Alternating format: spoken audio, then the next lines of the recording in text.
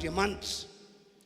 Misaotra an'Andriamanitra ihany koa isika satria amin'ity fotoana anompontsika azy ity dia miaraka amintsika eto ny Andriamanitsika. Mazava ny teniny fa na aiza no iangonan'ny olona anankiroa na ny olona anankitelo amin'ny anarako ho Jesosy dia ho voany ao. Koa amin'ny anaran'i Jesosy zay rehetra mino an'izany ary tena lompotompo amin'ny fony rehetra engany ka hitan'Andriamanitra miasa izy androany.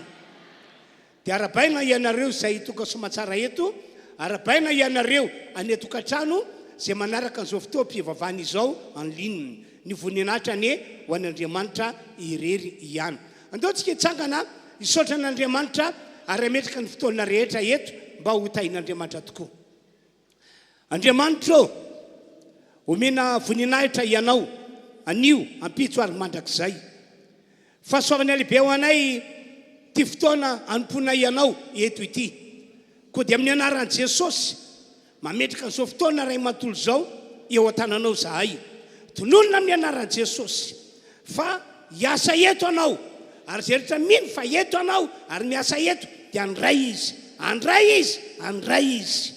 Sotra ray malala amin'ny anaran'i Jesosy. Amen. Anao hira anankitelo mifanesy isika etsika anoizana an'izao fanompona ataontsika eto izao a raisika mpitiafatanana ny mpitarika fidiarana tompoko. Taovy mafiany te akao an'Andriamanitra irery ihany. Alleluia. Alleluia. Dia mbola faly be indray zay miaraka manompo ny tompo aminareo eto amin'ity toerana. On vous salue également, vous qui êtes en ligne, qui nous regardez. Que la paix du Seigneur soit avec vous et que aujourd'hui vous puissiez rencontrer le Seigneur encore une fois pendant ce culte. Amen. Dotika viachania, ifant comme n'Andriamanitra. Ramete no dia ufa anazy ny tananao dia teneny hoe Jesosy tonga eto aho anao. Tsy tonga eto aho amin'ny zavatra hafa, tsy tonga eto aho an'olona fa ho anao rery ihany. Mety hoe be da be ny zavatra mifamaofao amin'izao tontolo izao ankehitriny dia mety hoe lasa tafafantokana ny fisainantsika, mifantoka be loatra amin'ny olana, mifantoka be loatra amin'ny vaovao ratsy, mifantoka be loatra amin'ny zavatra hafa. Fa ndao androany hiverina hifantoka amin'ny Jesosy. Mety hoe indraindray adintsika hoe misy anankiray ny tena tia be antsika, nanolotra ny aino antsika, nanao ny zavatra rehetrarehetra antsika. Ndao androany hitsaoka azy sy amin'ny voninahitra anazy fotsiny. Eny Jesosy androany tsy adinonay hoe tena tia anay ianao amin'ny fonao rehetra. Dia androany izay hanolotra ny momba anay rehetra ho anao fotsiny. Tsy hijery zavatra hafa intsony izay fa hifantoka aminao rery ihany. Hideranao izay tsy hoe satria mitady zavatra avy aminao fa satria mendrika anao izany. Ka androany iza tonga eto Jesosy aoka ho tafafantoka aminao rery ihany. Halleluja. Hitsaoka anao izay Jesosy, hitsaoka anao ny momba anay rehetra.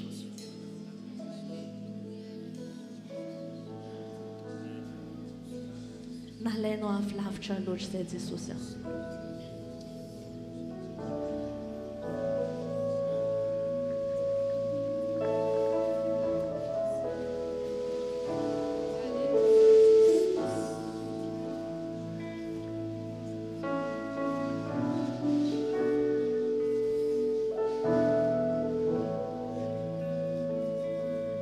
Mety banjiny fotsiny Jesosy dia irao mafy hoe nalainao avy lavitra loatra izay Jesosy. Nalainao avy lavitra loatra be. Tonga eto izay andro marin resy lahatra fa ninona zavatra mitrano dia tsy manova ny fisiavanao anay izany Jesosy. Ny dia tokinao ny ainako, porovony fiainako, fa nalainao avy lavitra loatra tsy ho azina.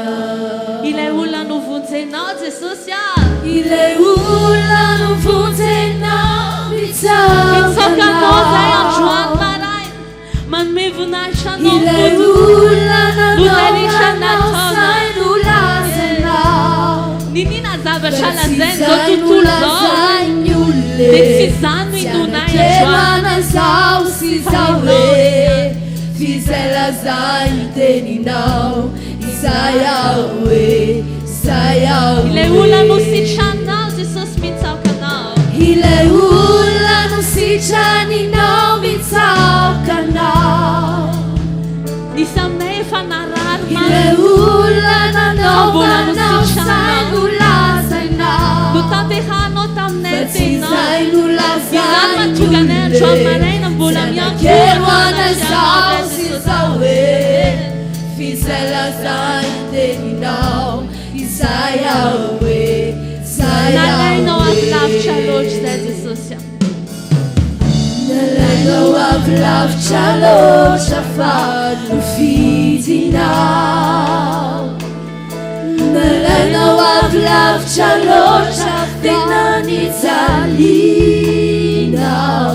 Nidiantokinao ny ainako urufuli fiainako fanalainao avy lavitra loatra Ile ula no tainao. Ile ula no tainao mitsaokanao. Ile ula nanaovanao saino lazainao. Fa tsy zaino lazainy olona Zanakero anazao sy zao hoe fizay lazainy teninao Isayawe. Ile ula nahovanao mitsaokanao. Ile ula narovanao mitsaokanao. Hallelujah. Ile ula nanaovanao saino lazainao. Fa tsy zaino lazainy olona Zanakero anazao sy zao hoe fizay lazainy teninao Isayawe, Isayawe. Ao anatin'izany mozika izany dia tampoka ianao tena atsiaro izay rehetra nataony Jesosy anao androany. Aza misaina izay mbola ho tediavinao sy zavatra ilainao fa ndao hisaotra fotsiny amin'izay efa vitany. Efa notiavy mihoatra noho ny zavatra rehetra ianao.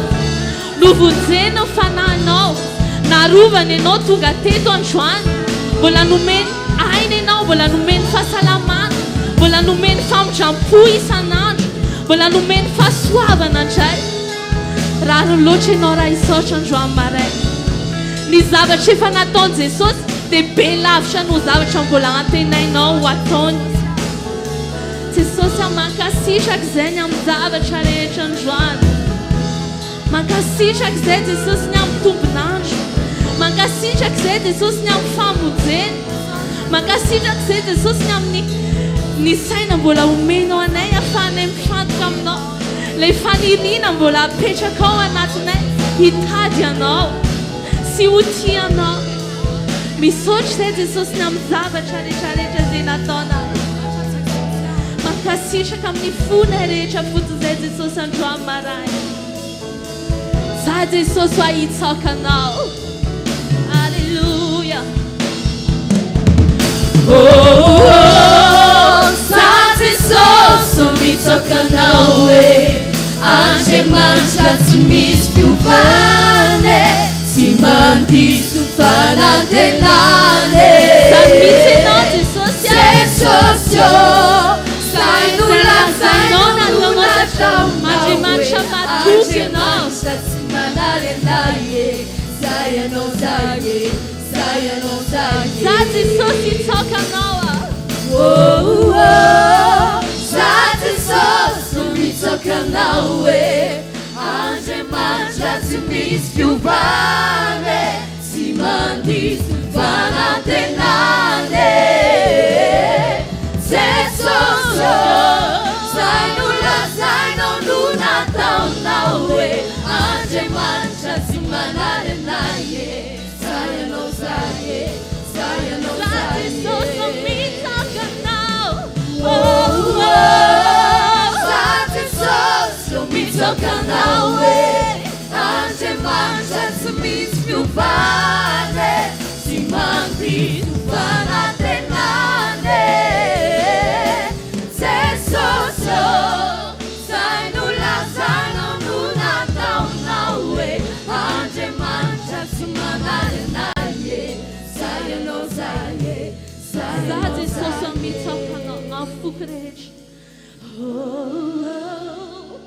Zazi soso mitokana Mubarecha joanze anje soso. mancha sumis Afat kwamna. simadi Afat kwamnoni fte.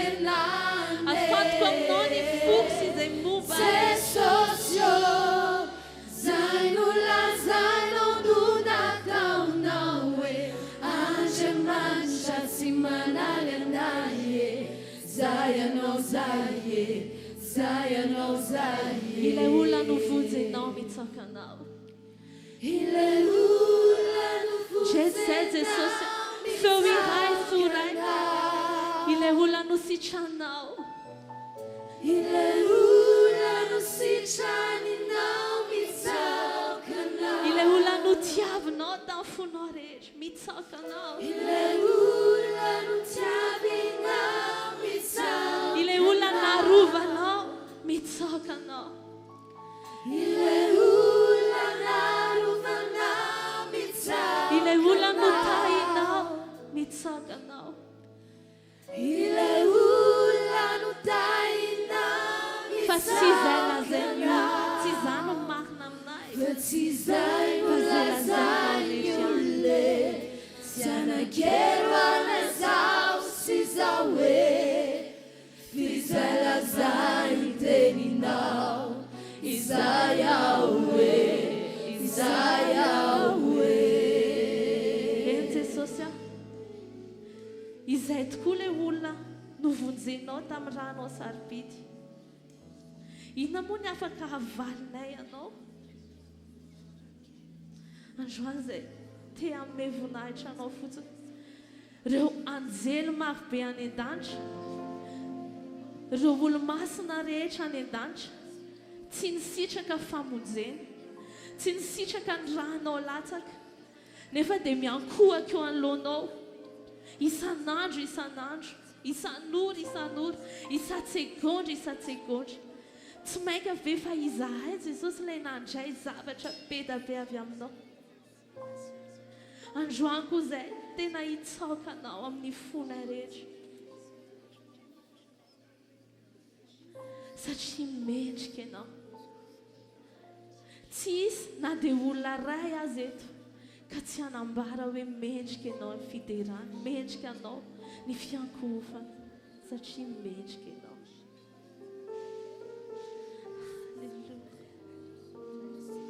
Ireo masina sy anjely rehetra miankohoka anoloanao. Remasina sianzelet miucika lona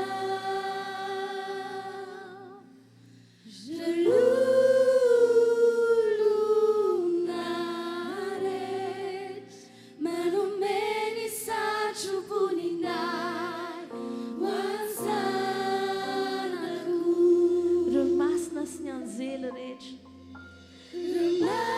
miray sainy izahay ho an'ireo olona any an-danitra rehetra Jesosy, mametraka ny satroboninahitray eo an-tongotrao. Tsy tsinona mahizana raha oharina ny fahalebiazanao. Tsy tsinona mombanay raha oharina ny mahizanao. manumeni sachubuninai Satria mendrika indrindra ianao. Mendrika indrindra anao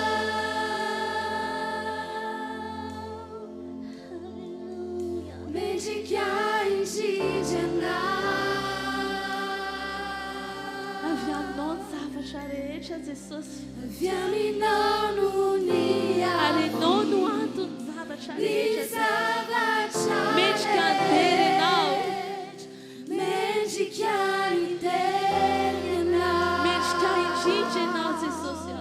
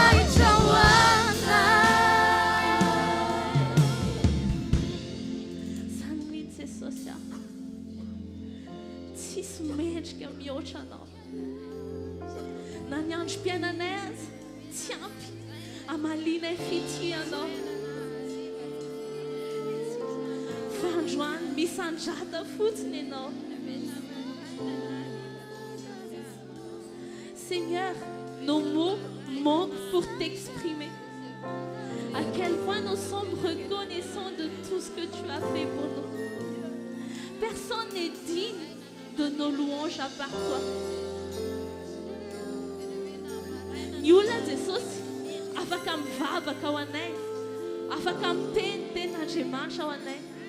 Fa ny fiankofanay tsy afaka hoentin'ny olona hafa, fa izay rery no afaka mitondra ny fiankofanay manoloana anao. Ka androany ny fonay, ny sainay, tena omenay anao. Dia misandrata Jesosy, misandrata Jesosy.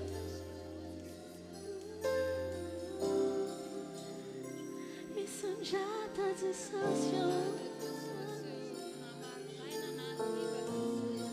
Misandrata Jesosy.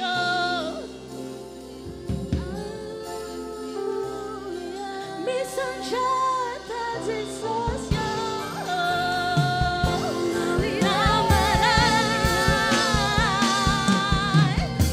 Namarai, nani voti sandraty aminao. Namarai, nani voti sandraty aminao. Namarai, nani voti sandraty aminao. Utikazo manguranao, nani voti sandraty aminao. Namarai, nani voti sandraty aminao. Namarai, nani voti sandraty aminao. Namarai, nani voti sandraty aminao.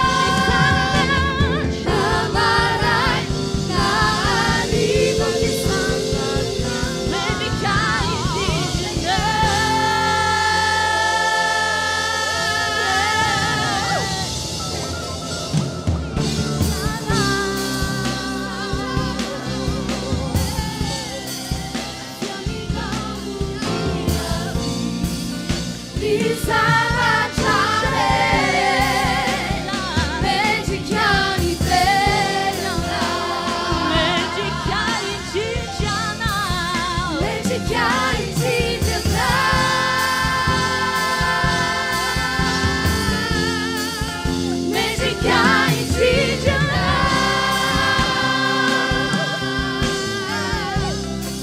Abbiamo in noi a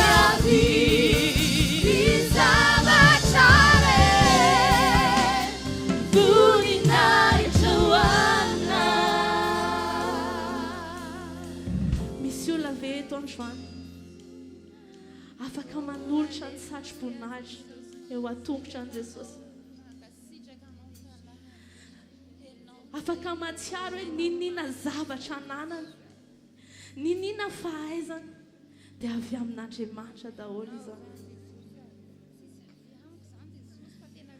Tena hoe tsinitsiny zasy anao manoloana ny fahalebiazan'Andriamanitra. Ny fiankohofana tsy miankina amin'ny titranao, tsy miankina amin'ny fanananao, fa ilay fonao tena manaiky fa izy no Andriamanitra, ary avy amin'ny haviany zavatra rehetrarehetra.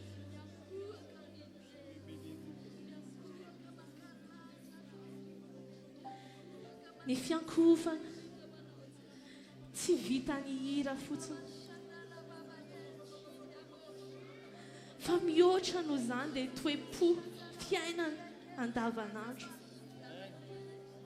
Movenao tena mpiankohaka marina, manaiky amin'i Jesosy amin'ny zavatra rehetra.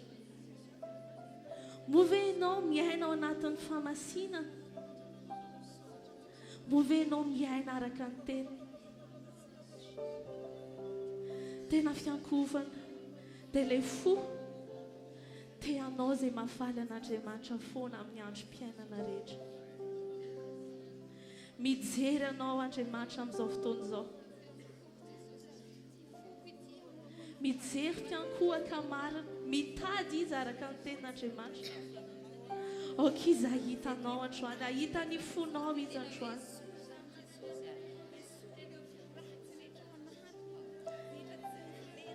Oui Seigneur, plus que les mots, plus que les chants, tu regardes à nos cœurs à présent. Dire que tu mérites la gloire ne suffit pas. Dire que tu es digne ne suffit pas. Mais vivre dans l'adoration, avec un cœur d'adorateur, c'est ce que tu recherches. On peut faire semblant devant l'assemblée, mais toi tu connais le vrai. Tu peux discerner le vrai du paraître. Regarde à nos cœurs, Seigneur. Un cœur qui t'aime, un cœur qui te recherche, un cœur qui s'humilie.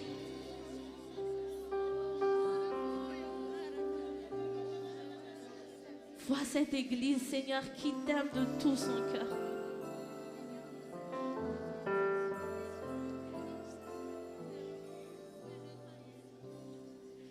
Tapiciani musi, vidan fidera, in jomana tunana.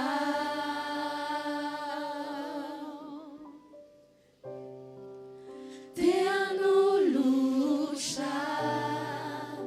zemejiana,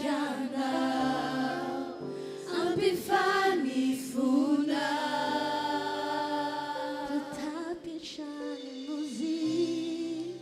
Tapiciani musi, fidan fidera, in jomana tunana. Ti annunciano il giornato funese di Sosia. Te annuncia, Te amfani funosa, amnifubale. ambifani funa. Ti hayan di Sosia, ti zene te na te dafno. Sirayani tumbo, sile canto a mini, sisani nuaja sana. Famio chanzania vionato fune no luara ne wana. Famio chisani tumbo, no tene lawa mikyu, ni fuku nu terena. I chami verna nyankuka no di Sosia. Ichami verina nyakuka, aminauze sosio, aminauze sosio. Ifuna quireu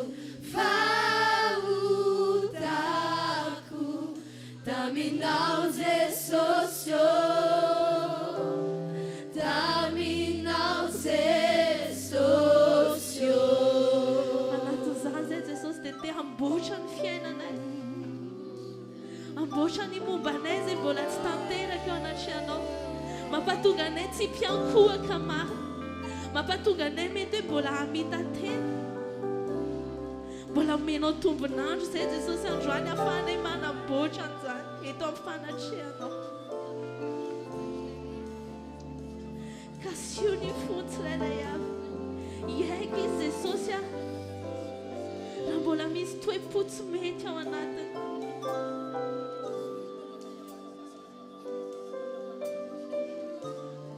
Iaika izy Jesosy raha mbola misy toe-piainana tsara ka ny sitraponao anatiny.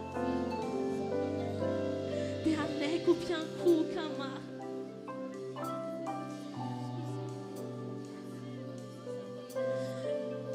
Mifono zay Jesosy.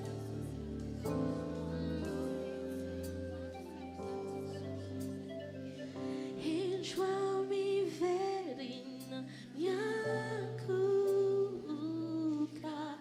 Taminao Jesosio, Taminao Jesosio. Ifuna cuida fautaku. Taminao Jesosio, Taminao Jesosio. Ijami veri nyakuta. Taminao Jesosio, Taminao Jesosio. Ifuna cuida fautaku. Taminao Jesosio, Taminao Jesosio. Ijami veri nyakuta. Taminao Jesosio, Taminao Jesosio. Ifuna cuida fautaku. Taminao Jesosio, Taminao Jesosio. Ijami veri Anao zay nyakuta. Jesosy. Anao ny fonay. Anao ny mombanay. Taminao Jesosio. Ifuna cuida fautaku. Taminao Jesosio, Taminao Jesosio. Samiary makantoa resaka tompoko. Que chacun rejoigne sa place. Fisaoratsy an'Andriamanitra ny amin'izay tapany voalohany nanompotsika azy tamin'ny alalan'ny hira dia andao hitehaka mafy be mihitsy isika rehetra. Acclamons très fort le Seigneur en signe de reconnaissance pour cette première partie du culte. Alléluia! Alléluia.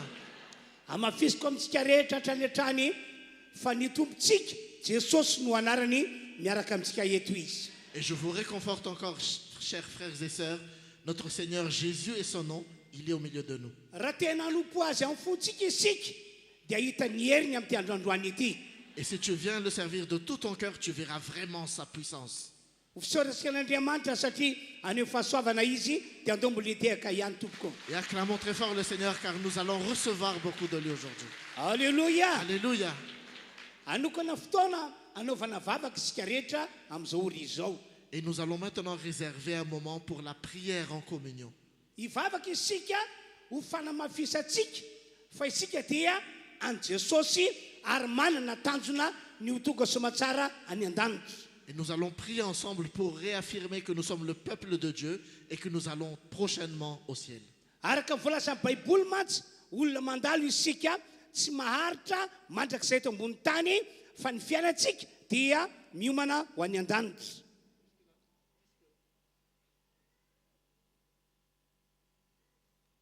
Puisque la Bible nous dit que nous sommes juste de passage sur cette terre, mais nous nous préparons à rejoindre notre demeure céleste au ciel.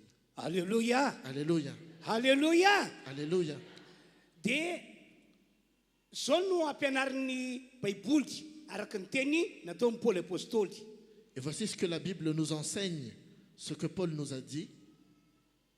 Efa ho lasa ny alina, efa mbiakaiky ny andro hoy Paul apôstôly. Le temps est venu et le temps est vraiment proche, nous dit Paul. Noho izany dia aoka ianareo olon'Andriamanitra rehetra tsy handeha araky ny nofo intsony. Et que le peuple de Dieu ne marche plus selon la chair. Tsy tokony ho hita amin'ny fiainan'ny olon'Andriamanitra ny fiainana mitsitokotoko. Nous ne devons plus voir parmi nos vies la division, Na ny fiainana mifampialina, la jalousie parmi les frères, na ny fiainana mifanaratsy. la calomnie parmi les frères. Tsy tokony ho hita eo amin'ny fiangonan'Andriamanitra avokoa zany rehetra rehetra zany.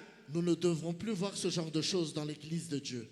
Tsy tokony ho hita ihany koa ho ny fampianaran'ny baiboly ny fo maloto na ny fo ratsy. La Bible nous indique aussi que nous ne devons plus avoir de cœur indigne. Dia mampianatra ihany koa Paul apôstôly hoe aoka tsy ho hita aminareo le fiainan-jetilisa. Et l'apôtre Paul nous apprend aussi que nous ne devrons plus marcher selon les méchants de ce Toy ny monde, fijangajangana comme l'adultère sy ny fahavetavetana. et comme toute calomnie également. Tena mampitandra antsika amin'ny baiboly mba tsy ho amin'izany mihitsy isika fiangonana. Et la Bible nous apprend et nous prévient de ne plus marcher selon ses voies. Satria ny olona tahaka izany hoy ny voalaza baiboly tsy mahazo mandova ny fanjakan'Andriamanitra. Puisque les gens qui agissent ainsi ne verront pas le royaume de Dieu. Hivavaka isika rehetra mba tsy ho amin'izany mihitsy. Et nous allons donc prier maintenant de ne pas marcher Ary le selon ses vavaka voies. ataontsika tsy hoe atao am-piangonana ihany tsika no iaina amin'ny fiainana araka n'Andriamanitra fa hatrany amin'ny toeram-piasana, hatrany amin'ny toerana tokantranontsika any. Et que dans cette prière, ce n'est pas seulement ici à l'église que nous marchons dans la sainteté, mais également dans nos lieux de travail et dans nos maisons. Andao antsika hitsangana tompoko dia eo amin'ny sezantsika io ihany tsika no fampitantana lavalava dia tena hivavaka ho an'ny tenanao ianao ary hivavaka ho an'ny namanao mba tena hisy tahotra n'Andriamanitra eo amin'ny fiainantsika rehetra. Et je vous demande donc de vous lever, de vous tenir par la main et que nous allons prier maintenant que nous ayons la crainte de Dieu en nous. Andao ary hivavaka vetrantsika rehetra azy. Commençons à prier maintenant. Samy manokatra amin'ny vavany izy. Que chacun s'exprime maintenant. Atoloro an'Andriamanitra ny mombanao rehetra. Montre à Dieu tout ce qui te concerne. Aoka tsy handeha araka ny nofo intsony ianao. Que tu ne sois pas quelqu'un qui marche par la chair. Aoka tsy handeha tahaka fandehanan'ny jetilisa ianao. Que tu ne marches pas selon les gens de ce monde. Aseholy fa olon'i Jesosy ianao. Montre que tu es quelqu'un né de Jésus. Aseholy fa olona miomana no any an-danitra ianao. Montre que tu es quelqu'un qui te prépare à aller au ciel. Samy mivavaka arak'izay fanentanako izay tsika rehetra. Que chacun prie maintenant. Mijoroho an'Andriamanitra ianao. Sois un témoin pour Dieu maintenant. Toy izy ary mivavaka tompoko. Continue ta prière.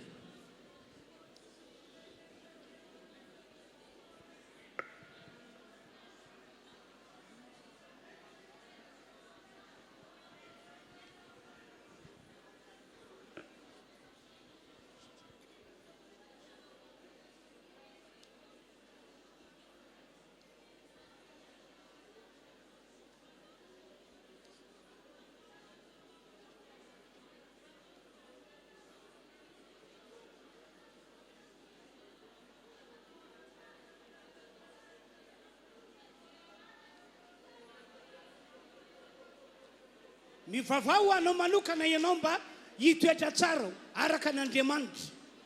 Et prie vraiment pour que tu sois fidèle selon ta foi devant Dieu. Mivavao ihany koa ho an'ny fiangonana misy atsika mba ho arak'izany ny rehetra.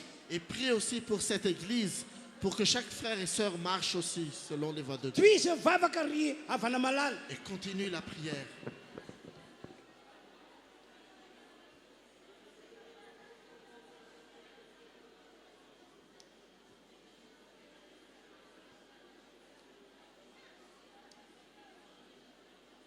Mangina isika rehetra tompoko. Nous gardons le silence maintenant. Ry Andriamanitra rainay izay any an-danitra io. Notre Père qui est aux cieux, mivavaka aminao zahay mpanomponao Nous t'adressons cette prière. mamindra fo am'ireto fiangonana ireto Pardonne cette église, mon Dieu. mamindra fo aminay rehetra ianao Pardonne-nous tous maintenant. ny fanenao masina ny amaky ny tsiraray avy isambatan'olona Que ton Saint-Esprit visite chacun de nous ici. iaiky mifahotanany ay ny rehetra Que nous reconnaissons nos péchés ary ala amin'izany fiainana araky ny nofo izany et que nous sortons de cette vie de péché. tsy andeha tahaka ny fandehanany jentilisa ihany koa Et nous ne voulons plus marcher selon les gens de ce monde, fa hoe ho aminay fiangonana ny tahotra anao andriamanitra mais que cette église ait la crainte de Dieu hoe ho aminay fiangonana ny etaeta ny hotoka somatsara any amin'izay misy anao Jesosy que cette église ait la soif de te rejoindre, Jésus-Christ. ho ataonao zany amin'ity androandroany ity Tu vas le faire maintenant. ho ataonao zany amin'ity androandroany ity Tu vas le faire maintenant ici. ka dia misaotra andriamanitra eo Te remercions, notre amin'ny Dieu, anaran'i Jesosy au nom de Jésus-Christ. iarahantsika manao le hira hoe ô ny ran'i Jesosy Nous allons faire le chant, le sang de Jésus. akipihany ny efa masinao anaty izany hira iarahantsika manao izany Garde les yeux fermés pendant ce chant.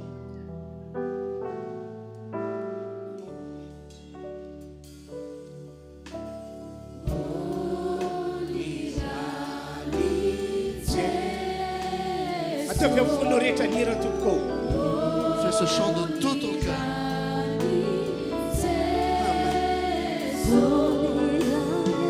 ô ny rany no manadio ahy Le sang de Jésus te purifie.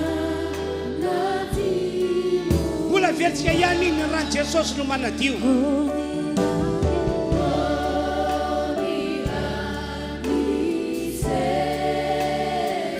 amen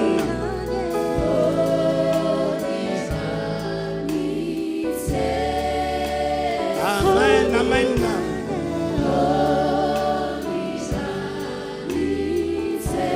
no manadio ahy Le sang de Jésus te purifie.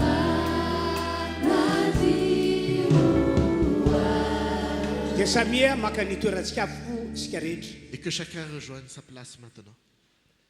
iroso amin'ny fanaterany fanalitra isika amin'izao ora izao a Nous allons maintenant passer au moment où nous allons apporter toutes les offrandes et les dîmes. mitonanareo a ny iny fa ny teny rehetra voalaza anaty baiboly dia marina avokoa Et je vous exhorte vraiment à croire que chaque chose que dit la Bible, cette parole est vraie. ary tsy izy tsy ho tanteraka ny teny rehetra voalaza anaty baiboly Et toute parole dans la Bible sera accomplie. tsy maintsy tanteraka ny teny eo amin'ireo zay mino an'izany teny izany Toute parole sera accomplie chez tous les croyants.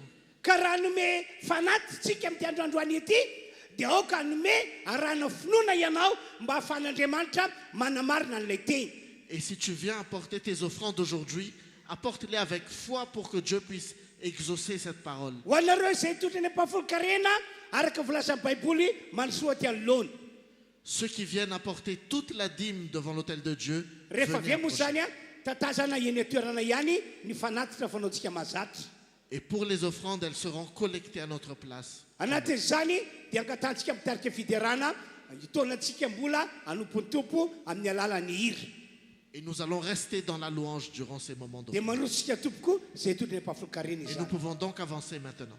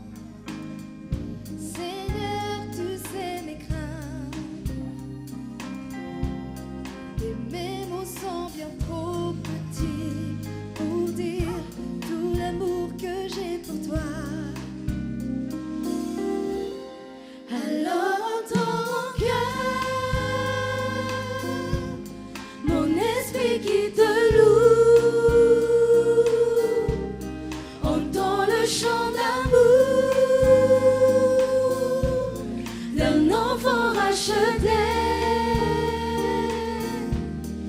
Je prendrai mes faibles mots pour te dire quel Dieu merveilleux tu es. Je ne pourrai pas te dire combien je t'aime, alors entends mon cœur.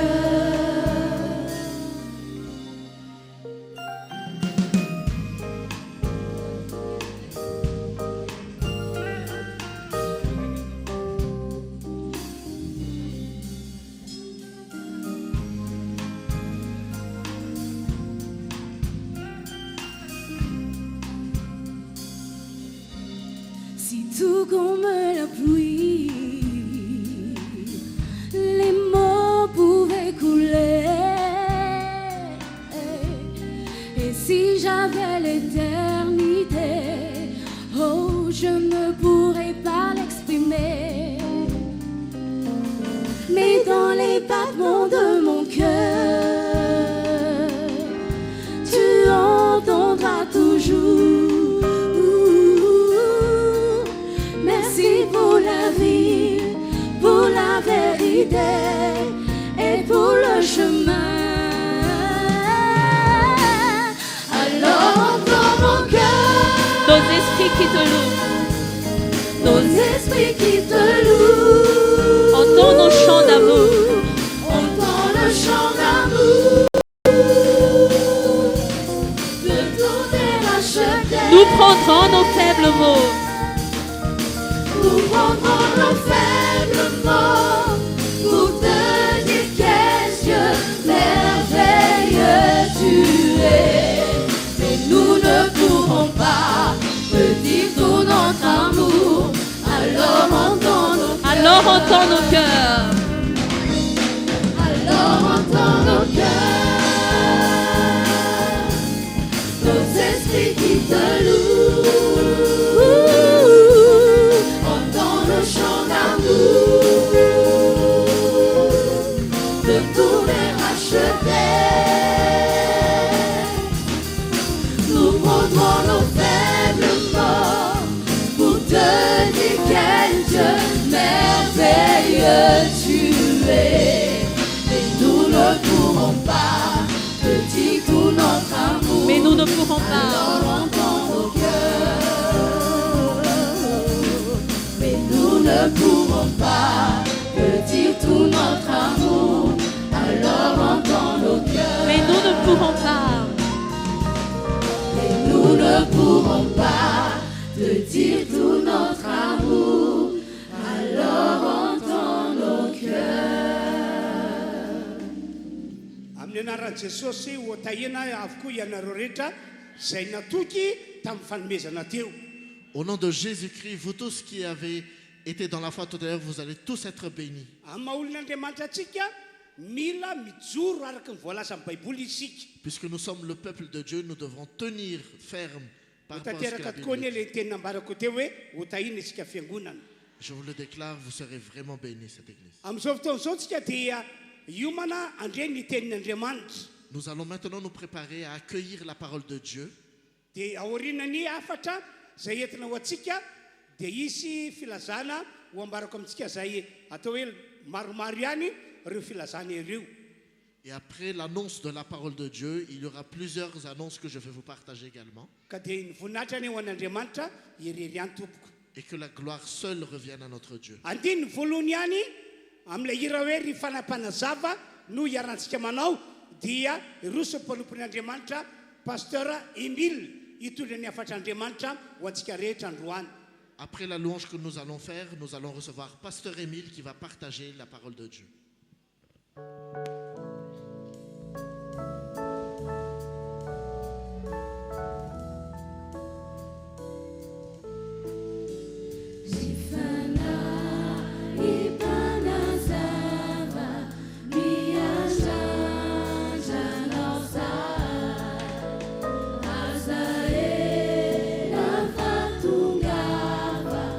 Domini, Fanaina,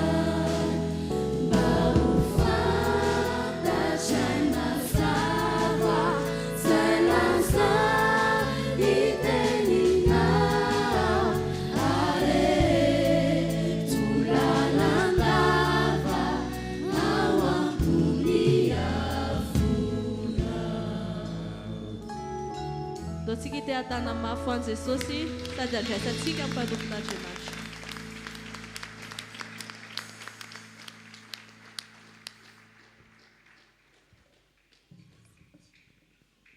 Dia tanana ihany ho an'i Jesosy isika tompoko. Acclamons pour le Seigneur.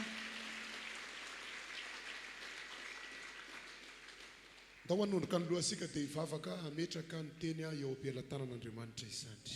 Nous allons maintenant prier pour remettre cet instant dans les mains de Dieu.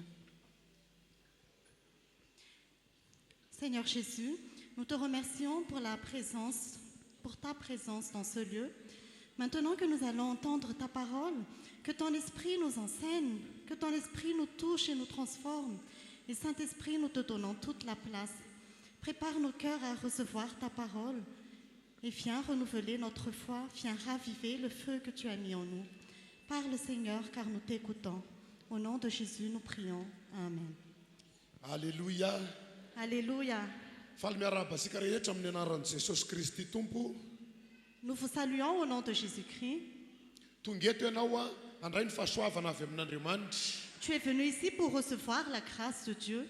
Miarahaba ihany koa ny mpanompon'Andriamanitra, Pasteur Adolphe Mivady izay miara-manompo an'Andriamanitra amintsika eto amin'ity toerana ity izany. Nous saluons également le pasteur Adolphe et sa femme qui sont venus ici pour assister au culte avec nous. Isaorana izy ireo noho ny amin'ny sehatra ahafahana mitombo eto amin'ity toerana ity. Nous les remercions pour l'opportunité de nous développer dans ce lieu. Ny tanan'Andriamanitra ao amin'izy ireo ane hiasa amintsika tsirairay avy. Que la main de Dieu qui est sur eux travaille aussi sur nous. Miarahaba ihany koa asika mpanaraka ny fandaharana any amin'ny toerana misy asika tsirairay avy izany. Nous saluons également tous ceux qui nous suivent en ligne partout où vous êtes. Ny tompony hita asika tsirairay avy. Que le Seigneur nous bénisse tous. Alléluia. Alléluia. Alléluia. Alléluia. Hiditra ao anatin'ny fianonany hafatra isika amin'izao fotoana izao. Nous allons maintenant entrer dans le message. Tian'Andriamanitra ho tonga amin'ny tanjony isika tsirairay avy. Dieu veut que nous arrivions à son objectif. Manana programme tsara eo amin'ny fiainako sy ny fiainanao Andriamanitra. Dieu a un bon plan pour nous et pour chacun de nous. Mbola tsy miova ny tanjony dia ny hitondra asika any amin'ny fiainana mandrakizay. Son objectif ne change pas, c'est de nous conduire à la vie éternelle. Tsy hamela ny olony ho raraka andalana izany ny tompontsika.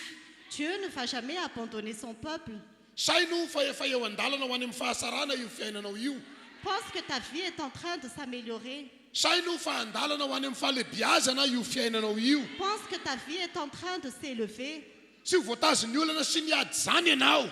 Les combats et les problèmes ne peuvent pas te retenir. Satria izay miaraka amin'Andriamanitra dia mpandresy mandrakarivo. Parce que ceux qui sont avec Dieu sont victorieux. Satria izay mino an'i Jesosy dia mpandresy mandrakarivo. Parce que ceux qui croient en Jésus sont victorieux. Efa sara izao programanao manompo an'Andriamanitra izao. Dieu a un bon plan pour toi quand tu sers Dieu. Efa sara ny fanapahan-kevitrao hanompo an'i Jesosy Kristy tompo izao. Tu as une bonne décision de servir le Seigneur Jésus maintenant. Fa sara lavitra raha manana etaeta ny tomba amin'ny fanompona an'Andriamanitra ianao. Mais ce qui est encore mieux, si tu as la soif de grandir dans le service pour Dieu. Androany dia nomen'Andriamanitra lohahevitra, nomen'Andriamanitra teniny ray isika ny amin'ny lohahevitra manao hoe ny kalitao ara-panahy. Aujourd'hui, Dieu nous donne un message avec le thème la qualité spirituelle.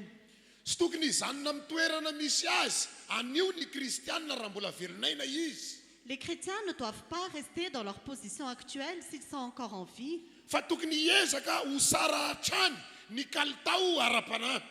Mais ils doivent s'efforcer de développer leur qualité de vie spirituelle. Tian'Andriamanitra isainany amin'ny fiainam-panompotsika isika kristianina. Dieu veut que nous le voyions quand nous le servons ainsi. Ary tokony hanana etaeta mandrakarivo ny ho sara hatrany arany hatratra ny fahasarana hatrany. Et nous devons toujours avoir la soif de grandir et de nous développer spirituellement. Andao andray lesona amin'ny tantarana olona vitsivitsy ato amin'ny Baiboly isika izany. Nous allons prendre des exemples dans les leçons que nous voyons dans la Bible. Luka toko fahafolo manomboka amin'ny andininy fadimy amby roapolo ka ho faranako amin'ny andininy fahafito amby telopolo. Luc chapitre 10 versets 25 à 37. Ho vakiko amin'ny teny malagasy dia rehefa avy eo iazasika ho vakiana ihany koa amin'ny teny frantsay izany. Zao mivaky ny teny. Ary indro nisy mpahay lalàna anankiray izay nisangana ka nakafanahan Jesosy hoe mpampianatra ô, inona no ataoko mba handovako ny fiainana mandrakizay. Ary hoy izy taminy, inona ny voasoratra ao amin'ny lalàna, manao ahoana ny famakiana ho azy. Ary izy namalika nanao hoe tiavan'i Jehovah Andriamanitra ao amin'ny fonao rehetra sy ny fanahinao rehetra sy ny herinao rehetra ary ny sainao rehetra, ary tiavany namanao tahaka ny tenanao. Ary hoy Jesosy taminy, marina ny navalinao, ataovy izany dia ho velona ianao. Fa izy tahana marina ny tenany ka nanao tamin'i Jesosy hoe izy ary no namako. 17. Ary Jesosy namalika nanao hoe nisy lehilahy anankiray nidina avy tany Jerosalema hakany Jeriko ka azy ny jiolahy, ary nendany ny lambany sady nokapohana izy dia nilozany rehefa saika maty. Ary sendra nisy mpisorona anankiray nidina tamin'izany lalana izany, ary raha nahitany raha lehilahy izy dia nandao azy. Ary toy izany koa ny levita anankiray izay tonga teo dia nahita azy nefa nandao koa. Fa nisy kosa Samaritana anankiray nandeha tamin'ny nalehany ka tonga teo aminy, ary noho ny nahita azy dia honena. Dia nanantona izy ka nofeheziny ny feriny sady nasiany diloilo sy divay, dia nampitaingeniny tamin'ny bibiny izy ka nentiny ho any amin'ny tranom-bahiny dia nosabony. Ary noho ny ampisony iny dia nakadena riroa izy ka nomeny tompon'ny tranom-bahiny sady nanao taminy hoe saboy izy, ary nahoatrina laninao mihoatry ny reto dia honerako rehefa miverinao. Iza moa amin'izy telo lahy no ataonao ho naman'ilay azo jiolahy? Ary hoy izy ilay niantra azy. Dia hoy Jesosy taminy, mandehana ianao ka mba manaova toy izany koa. Un professeur de la loi se leva et dit à Jésus pour le mettre à l'épreuve, « Maître, que dois-je faire pour hériter la vie éternelle ?» Jésus lui dit, « Qu'est-il écrit dans la loi? Qui lis-tu » Il répondit, « Tu aimeras le Seigneur ton Dieu de tout ton cœur, de toute ton âme, de toute ta force et de toute ta pensée, et ton prochain comme toi-même. » « Tu as bien répondu, » lui dit Jésus, « fais cela et tu vivras. » Mais lui, voyant se justifier, dit à Jésus, « Et qui est mon prochain ?»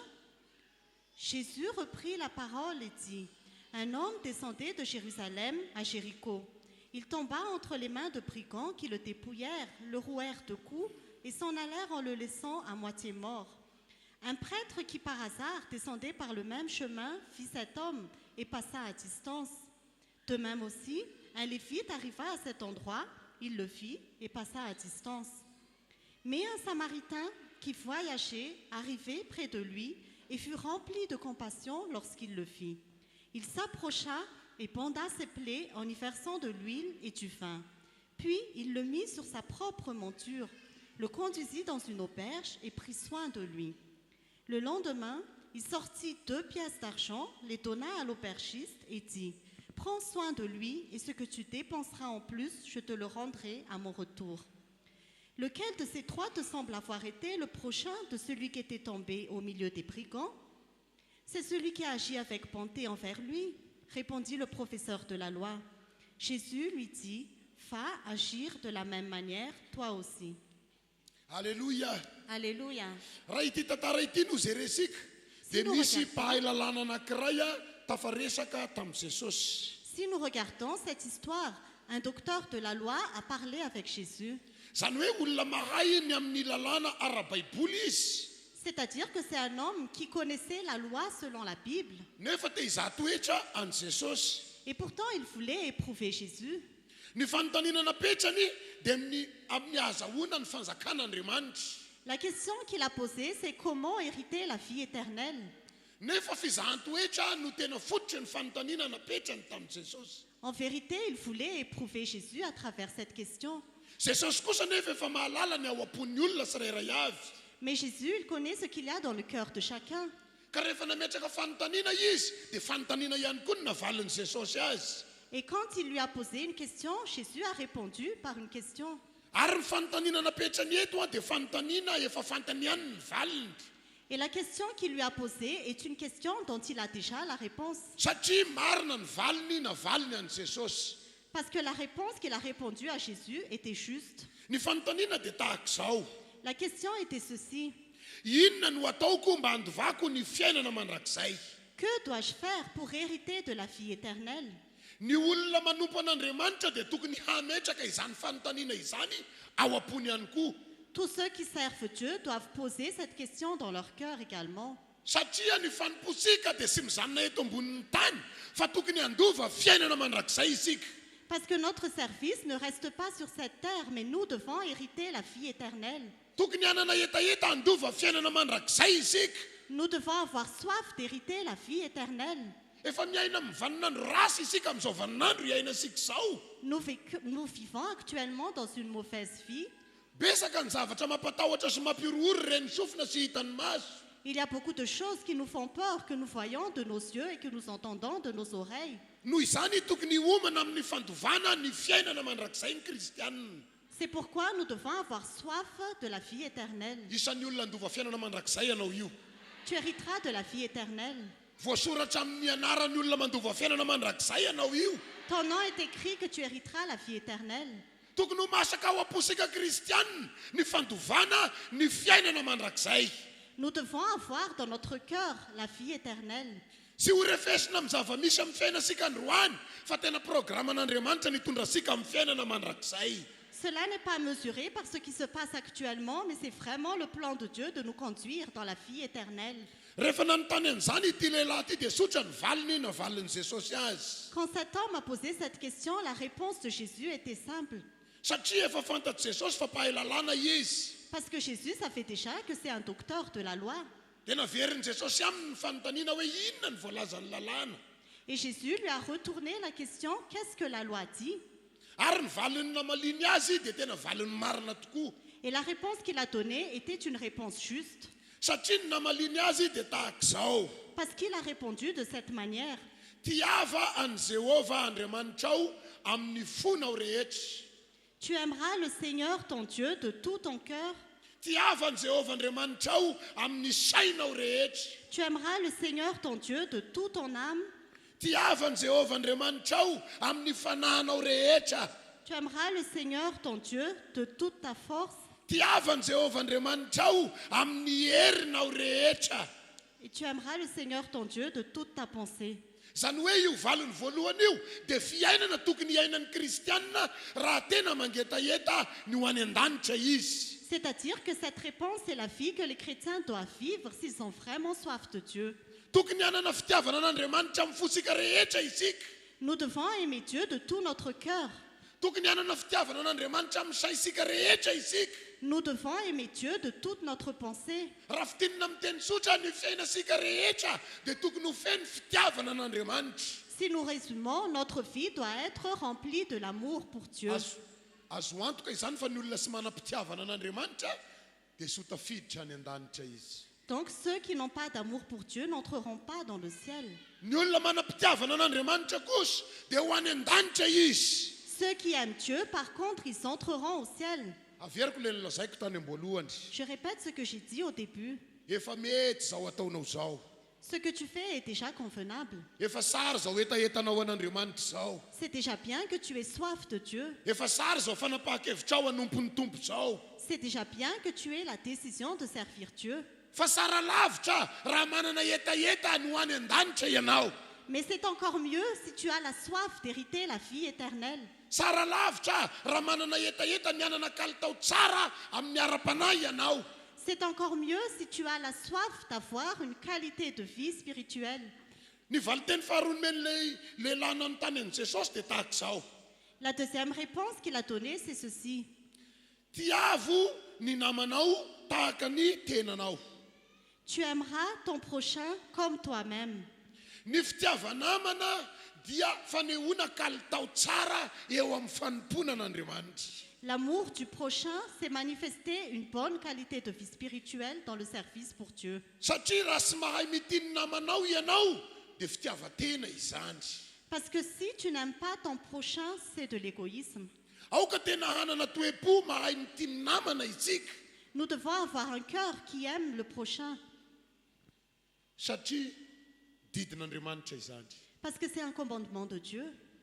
tian'andriamanitra ho any amin'ny fiainana mandrakizay isika tsirairay avy reto.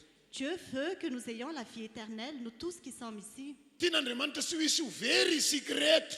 Dieu veut que personne ne se perde. Programan'andriamanitra ny hanavitra asika. C'est le plan de Dieu de nous sauver. Programan'andriamanitra ny hamonjy asika. C'est le plan de Dieu de nous délivrer. Programan'andriamanitra ny hitondra asika any amin'ny fiainana mandrakizay. C'est le plan de Dieu de nous conduire vers la vie éternelle.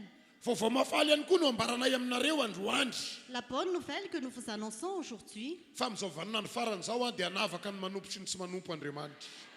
dans notre temps actuel, Dieu va distinguer ceux qui le servent et ceux qui ne servent pas. Halleluja. Alléluia. Aoka ho saininao isan'andro fa hanavaka anao Andriamanitra. Mais dites chaque jour que Dieu te distingue. Satria efa fotoana hafahafa izao iainasika izao dia hanavaka anao Andriamanitra. Parce que le temps que nous vivons actuellement est étrange, alors Dieu va te distinguer. Esory ny tahotra ao anatinao. Enlève la peur qui est en toi. Esory ny tebiteby ao anatinao. Enlève la crainte qui est en toi. Esory ny fanahiana ao anatinao. Enlève toutes les inquiétudes qui sont en toi. Fa aoka ny kalitao ara-panahy no ampitombona ao anatinao. Mais développe une vie de qualité spirituellement. Satria ny olona manana kalitao ara-panahy tsara ihany no hiavaka amin'izao vaninandro iainasika izao. Parce que ceux qui ont un esprit de qualité vont se distinguer dans notre temps actuel. Andeha ho zaraina anankitelo lehibe ilay tenin'Andriamanitra no vakisika teo. Nous allons diviser en 3 parties le message que nous avons lu tout à l'heure. Ny voalohany dia tahaka izao. La première partie, c'est ceci. Ity lehilahy noresahana teo ity dia olona efa manana mahalala tsara ny amin'ny tenin'Andriamanitra nefa te hizaha toetra an Jesosy. Cet homme dont on parle ici connaît très bien ce qui concerne la loi de Dieu, mais il voulait éprouver Jésus. Olona mahafantatra ny kalitao tsara mba handovana fiainana mandrakizay nefa sy miaina n'le kalitao tsara fantany fa mizaha toetra an Jesosy. Il connaît très bien ce qu'est un esprit de qualité pour avoir la vie éternelle, mais il ne le vivait pas. Andriamanitra dia mampianatra asika. Dieu nous enseigne. Aoka tena olona miaina amin'ny kalitao tsara araka ny sitrapon'Andriamanitra amin'izao vaninandro farany izao. Nous devons avoir un esprit de qualité selon la volonté de Dieu dans notre époque actuelle. Satria ny devoly fahavalontsika dia izay sy azy ny tia no alaina ho azy. Parce que le diable, notre ennemi, veut nous prendre pour lui. Ny efa azy dia efa eny am-pelantanany izany fa izay sy azy kosa no tia no alaina ho eo am-pelantanany. Ceux qui lui appartiennent sont déjà dans ses mains, mais ceux qui ne lui appartiennent pas, il veut aussi les prendre dans ses mains. Noho izany aoka isika efa nasoan'Andriamanitra ho amin'ny fanimpona mba tena olona manana kalitao tsara amin'ny fanimpona ny antsoina asika. Alors nous qui servons déjà Dieu, que nous ayons vraiment un esprit de qualité quand nous servons Dieu. Aza vela ho isy androbaka io toerana tsara nomeny tompo anao io. Ne laisse personne dérober cette position que le Seigneur t'a donnée. Arovy io toerana tsara ny nametrahan'ny tompo anao io. Protège cette bonne position que le Seigneur t'a donnée. Aza vela ho resiny zava-misy amin'izao vaninandro farany izao. Ne sois pas vaincu par les situations actuelles. Satria ity lehilahy nyresahsika teo ity dia olona mahalala tsara ny tenin'Andriamanitra nefa nini naka fanahan'i Jesosy. Parce que cet homme qu'on voit ici, c'est quelqu'un qui connaît bien la loi de Dieu et pourtant il éprouve encore Jésus. Noho izany arovy ny tenanao. Alors protège ta position. Tiava an'Andriamanitra amin'ny fonao rehetra. Aime Dieu de tout ton cœur. Aoka tena itian'Andriamanitra isika amin'izay ataosika rehetra. Aimons vraiment Dieu dans tout ce que nous faisons. Satria besaka ny zavatra mamitaka eny rehetra eny mba hampiala asika amin'ny fitiavana an'Andriamanitra. Parce qu'il y a beaucoup de choses qui nous trompent et qui veulent nous enlever l'amour pour Dieu. Ndao zay rehefa asika ny tenin'Andriamanitra teny Jaona voalohany toko 5:4. Nous allons voir la parole de Dieu dans 1 Jean chapitre 5 verset 3. Jaona voalohany toko 5:4. 1 Jean chapitre 5 verset 3. Vakina amin'ny anaran'i Jesosy. Fa izao ny fitiavana an'Andriamanitra dia nitandrema asika ny didiny sady sy mavesatra ny didiny. En effet, l'amour envers Dieu consiste à respecter ses commandements. Or, ces commandements ne représentent pas un fardeau. Ny atao hoe tia an'Andriamanitra dia ny olona mitandrina ny didiny. Ceux qui aiment Dieu sont ceux qui respectent ses commandements. Zany hoe raha tena tiasika Andriamanitra dia ny didiny tsy maintsy ankatoaviny. Ça veut dire que si nous aimons vraiment Dieu, nous devons respecter ses commandements. Ny anehosika fa tiasika Andriamanitra dia isika manaraka izay fitondrany. Comment manifester que nous aimons Dieu? C'est que nous suivons sa conduite. Tsy miala amin'ny fanarahana azy. Nous continuons à le suivre. Ambaran'ity tenin'Andriamanitra ity fa sy mavesatra ny didiny raha vonina isika niaka toy izany. La parole de Dieu dit ici que ces commandements ne représentent pas un fardeau si nous sommes prêts à le suivre. Lalana mitondra asika ho any amin'ny fiainana mandrakizay ny fankatoavasika ny didin'Andriamanitra. C'est un chemin qui nous conduit vers la vie éternelle quand nous respectons les commandements de Dieu. Ny didin'Andriamanitra dia mitona asika mba sy hanao adaladala intsony amin'ny fanompona azy. Les commandements de Dieu nous incitent à ne plus faire n'importe quoi dans le service pour Dieu. Satria efa vaninandro farany izao aoka tena ho matotra amin'ny fanompona an'Andriamanitra isika. Parce que nous sommes déjà dans les derniers jours, donc nous devons vraiment être sérieux dans le service envers Dieu. Maro ny olona miaina ao anatin'ny fahasarotana ka lasa miala amin'ny didin'Andriamanitra. Il y a des gens qui vivent des difficultés et ils s'éloignent des commandements de Dieu. Lasa mahasamanota ny olona. Les hommes osent pécher. Lasa miala amin'ny fanarahana ny olona. Ils ne suivent plus Dieu. Nefa izany dia midika fa tsy tian'Andriamanitra izy. Et pourtant, cela signifie qu'ils n'aiment plus Dieu. Fa ny tenin'Andriamanitra dia mazava fa izay tian'Andriamanitra dia mitandrina ny didiny izany. Mais la parole de Dieu est claire que ceux qui aiment Dieu doivent respecter ses commandements. Romanina toko 7:10. Romains chapitre 13, verset 10. Romanina toko 7:10. Romains chapitre 13, verset 10. Ny fitiavana tsy manisy rasy ny namana koa dia ny fitiavana no ahatanterahany lalàna. L'amour ne fait pas de mal au prochain. L'amour est donc l'accomplissement de la loi. Ity teny ity ihany koa dia didin'Andriamanitra ny amin'ny fitiavanamana izay nambaran'ilay lehilahy niresaka tamin'i Jesosy. Cette parole aussi concerne l'amour de prochain que l'homme qui avait parlé à Jésus avait annoncé. Anisan'ny didin'Andriamanitra ny fitiavanamana. Ça fait partie des commandements de Dieu, l'amour du prochain. Anisan'ny didin'Andriamanitra ny fanamboarasika ny toe-posika mba hahay ity ny hafa. Ça fait partie des commandements de Dieu que nous changeons notre cœur pour que nous sachions aimer notre prochain. Satria ny olona mahay mitiny namany no andova fiainana mandrakizay. Parce que ceux qui aiment son prochain héritent la vie éternelle. Mora pitenenana le hoe fitiavanamana fa sarotra ny manatanteraka azy. C'est facile à dire quand on dit aimer son prochain, mais c'est difficile à accomplir. Satria ny atao hoe namana eto dia sy voafehin'ny teny tokana fa mety amin'ny zavatra maro. Parce que ce qu'on appelle prochain n'est pas résumé en un seul mot, mais peut concerner plusieurs choses. Mety olona manam-pitiavana io na mety olona sy manam-pitiavana ihany koa nefa namasika izy.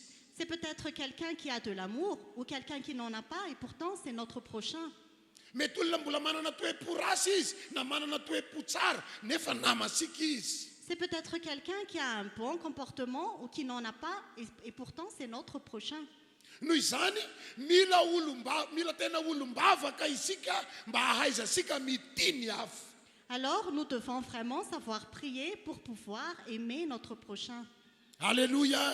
Alléluia. Alléluia. Alléluia. Mba mahita tananao an'i Jesosy hoe Acclamons pour le Seigneur.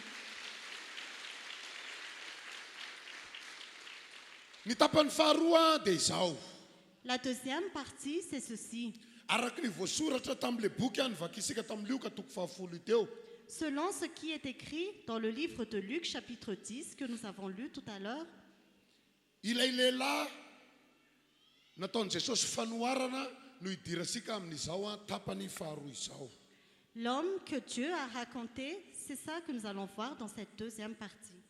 Rehefa nanontany ilay lehilahy niresaka tamin'i Jesosy manao hoe iza moa ny namako dia nanao fanoharana Jesosy.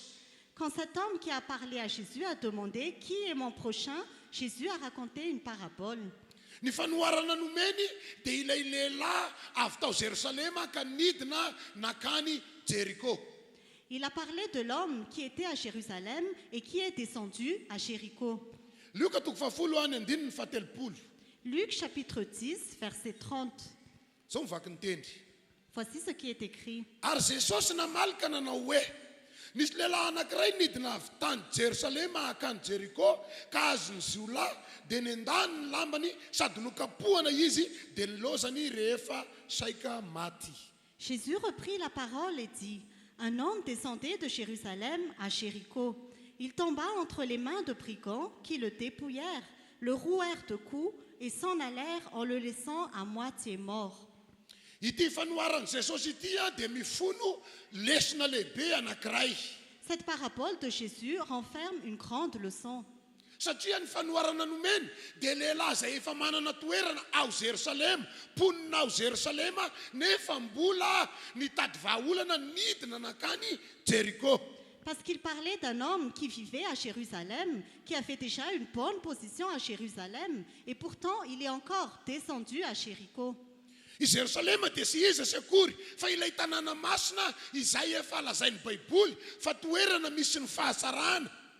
Jérusalem est la ville sainte dont la Bible dit que c'est une ville où il y a la gloire de Dieu. Jeriko kosa dia ilay tanàna sarotra azo izay nodikodonany zanak'Israely efa niodina impitona ny ravan'ny manda tao, zany hoe tanàna misy olana. Jéricho était une ville où il y avait plein de problèmes, où les Israélites tournaient autour de cette ville auparavant. Le tatarainy Jesosy eto anefa olona efa monina ao Jerosalema hitady vahaolana indray dia nidina nakany Jeriko izy. Jésus parlait ici d'une personne qui avait déjà une bonne position à Jérusalem et qui cherchait une solution. Il est descendu à Jéricho. Marina fa mety manana olana isika androany.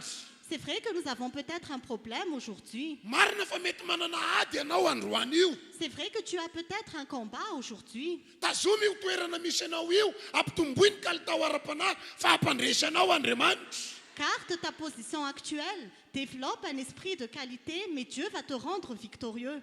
Sy ny fitadiavana solutiona vahaolana amin'ny herinao no ampivahany io olana io fa ny fiarahanao amin'Andriamanitra. Ce n'est pas le fait de chercher des solutions par ta propre force qui va résoudre le problème, mais Dieu va te rendre victorieux. Satria efa ambarany tenin'Andriamanitra miaina mivanona ny farany isika izao. Parce que la parole de Dieu dit que nous vivons actuellement dans les derniers jours. Ny vanona ny farany dia efa voalaza fa andro ny fahasarotana izany. Les derniers jours, c'est un temps difficile, c'est ce qui est déjà écrit. Andro fisian'ny olana izany. C'est un temps où il y a beaucoup de problèmes. Fa andao ampitombo ny fahasaran'ny kalitao ara-panahy. Mais développant un esprit de qualité, Fa hampandresy anao Andriamanitra. Dieu va te rendre victorieux. Hampandresy anao Andriamanitra. Dieu va te rendre victorieux. Hampandresy anao Andriamanitra. Dieu va te rendre victorieux. Alléluia. Alléluia. Ilay lehilahy voalaza eto rehefa nidina teny an-dalana tratran'ny zolahy. Cet homme dont on parle ici, quand il est descendu en chemin, il a rencontré des brigands. Averiko rehefa nidina dia tratran'ny zolahy. Je répète encore, quand il est descendu, il a rencontré des brigands. Ny fialana amin'ny fanomponan'Andriamanitra dia fambara fa midina ny olona anankiray. Quand tu t'éloignes du service de Dieu, cela signifie que tu descends. Ny fialana amin'ny drafitr'Andriamanitra dia fambara fa midina ny olona anankiray. Quand tu t'éloignes de la volonté de Dieu, cela signifie que tu descends. Ny kristianina sy manaraka ny didin'Andriamanitra dia fambara fa midina ny kalitaony ara-panahy. Les chrétiens qui ne respectent pas le commandement de Dieu signifie que leur qualité de vie spirituelle descend.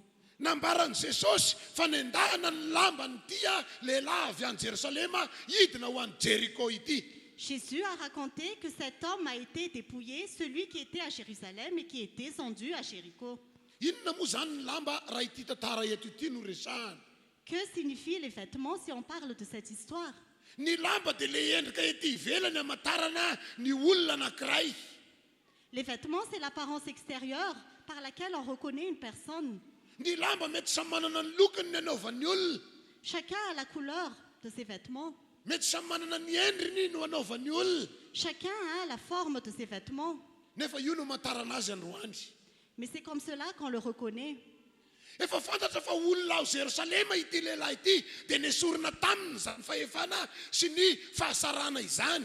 On sait déjà que cet homme vient de Jérusalem et il a été dépouillé de toute sa gloire. Ary nambarany tenin'Andriamanitra sy navelan'ny fahavalo raha saika maty izy. Et la parole de Dieu dit qu'il était déjà sur le point de mourir. Ny olona miverin-dalana dia sy amelan'ny fahavalo raha sy efa eo am-bavahoana ny fahafatesany. Ceux qui reproussent chemin, l'ennemi ne les laisse pas jusqu'à ce qu'ils soient sur le point de mourir. Ny olona miala amin'ny fanarahana an'Andriamanitra dia sy ho sara velivelo ny fiainany fa ho any amin'ny fahampitehany. Ceux qui s'éloignent de Dieu vont vers la destruction. Tazomy io toerana misy anao io. Garde ta place actuelle. Aoka tena atoky amin'izao ason'Andriamanitra sika izao. Sois fidèle dans cette position que Dieu t'a donnée.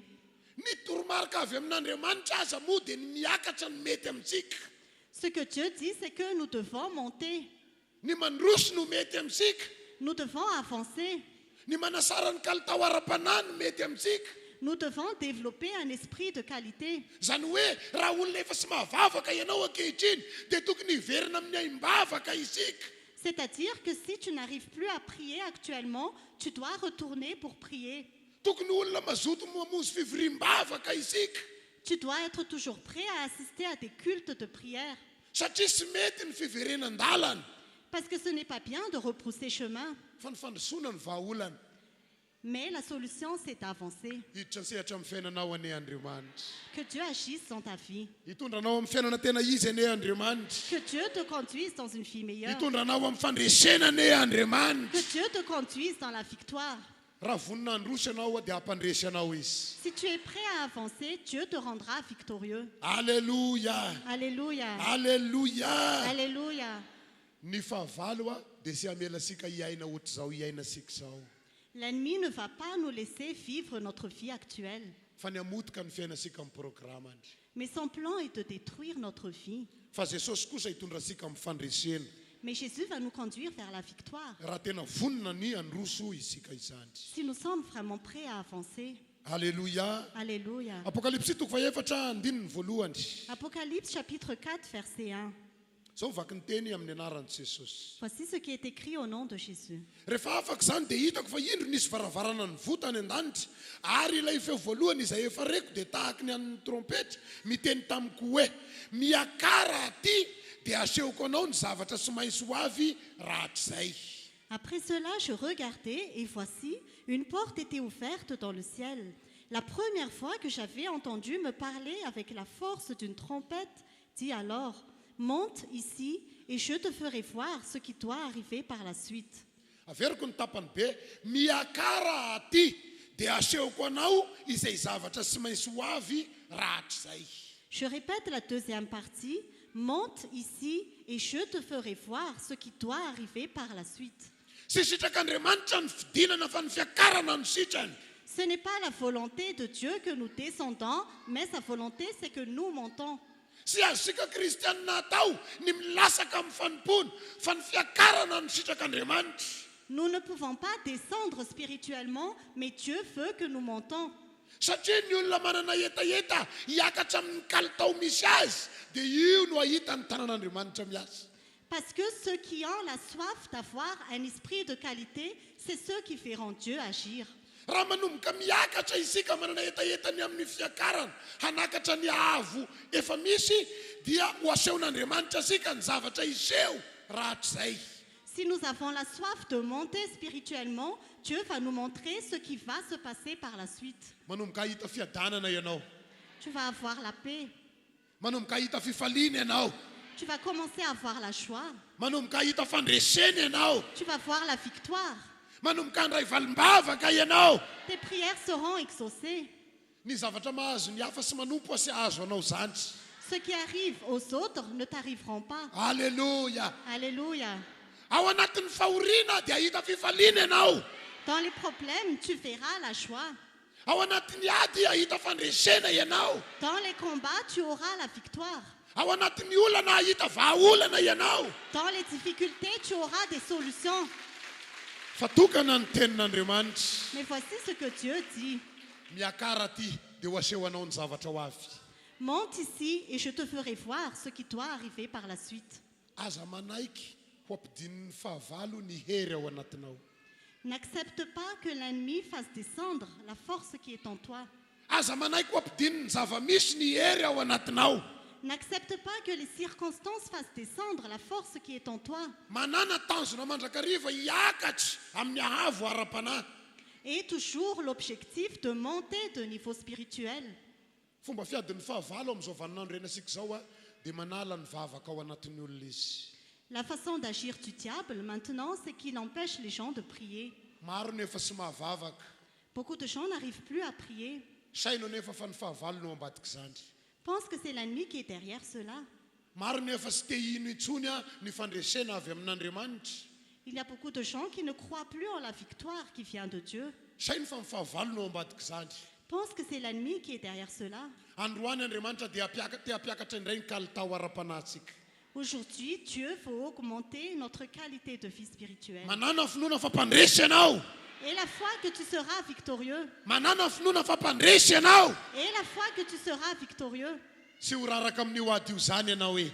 Tu ne vas pas être vaincu par tes combats. Sy ho raraka amin'ny olana io zany ianao e. Tu ne vas pas être vaincu par ces problèmes. Fa ny anjarasika dia andao hiakatra. Mais notre part, c'est de monter. Andao hampiakatra ny finoana. Faisons monter notre foi. Alléluia. Alléluia. Alléluia. Alléluia. Paireskely io akaikinao io teneno izy hoe mpandresy ianao io e. Dis à ton voisin que tu es victorieux. Teneno amin'ny hafa ndray mpandresy ianao io. Dis à ton autre voisin, tu es victorieux.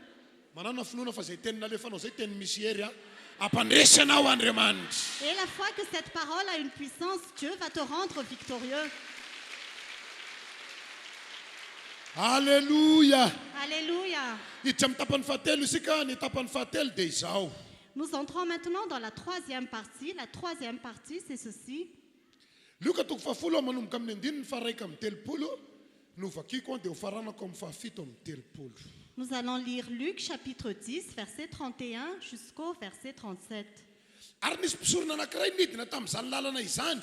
Ary nahita ny raha lehilahy izy dia nandao azy.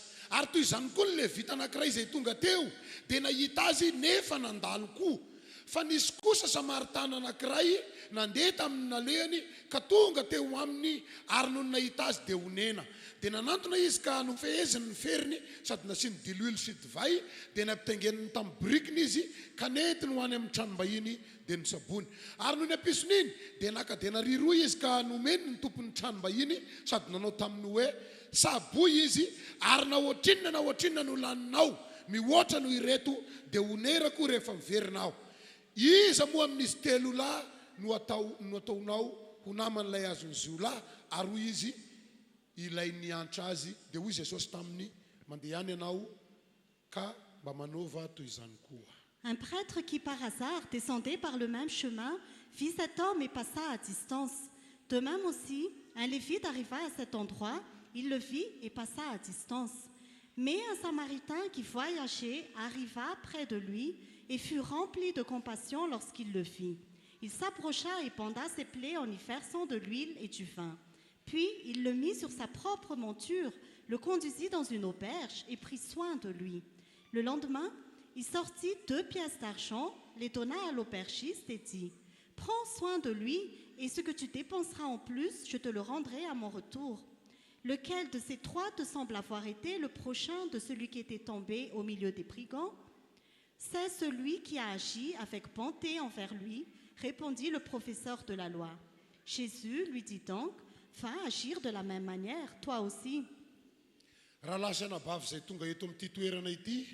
Chers frères et sœurs qui assistaient à ce culte,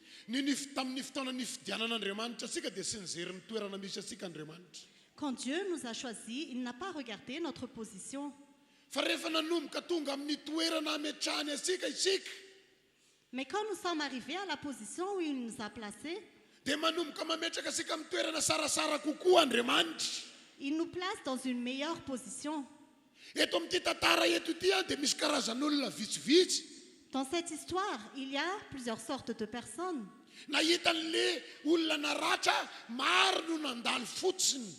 Ils ont vu la personne qui était blessée et ils sont juste passés à côté. Mais celui qu'on pensait qu'il n'allait pas le sauver, c'est lui qui l'a sauvé.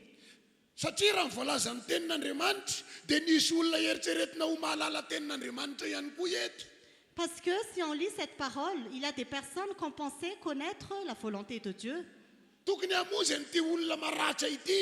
Il devait sauver cette personne qui est blessée.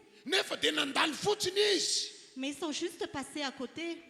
sy ny raharainy akory ny lena ratsy. Ils s'en fichaient de la personne qui était blessée. Fa ilay Samaritana izay nieritreretina sy tokony hamonjy tonga namonjy any lena ratsy. C'est le Samaritain qu'on pensait qui n'allait pas le sauver, qui est venu sauver celui qui est blessé. Inona moa ny lesona tiany Jesosy ho fantatsika amin'io tantara io? Quelle est la leçon que Jésus veut nous donner à travers cette histoire? Maro ny olona efa milaza ny tena no kristianina nefa sy mahafantatra ny tokony ataony amin'ny sehatra fanompony an'Andriamanitra. Il y a beaucoup de gens qui se disent chrétiens, mais ils ne savent pas ce qu'ils doivent faire quand ils servent Dieu. Any ka indraindray aza ny olona sy kristianina indray no ohatry ny fakatahaka noho ny fiainan'ilay olona kristianina. Alors ce sont les personnes qui ne sont pas chrétiens qui deviennent des modèles pour la vie chrétienne. Satria eto le Samaritana dia eritreretina hoe mbola sy kristianina nefa mahafantatra tokony hiakatra amin'ny kalitao tsara amin'ny fiainana andavanandro. Parce qu'ici, c'est le Samaritain qu'on croyait qu'il n'était pas chrétien et pourtant il avait un esprit de qualité.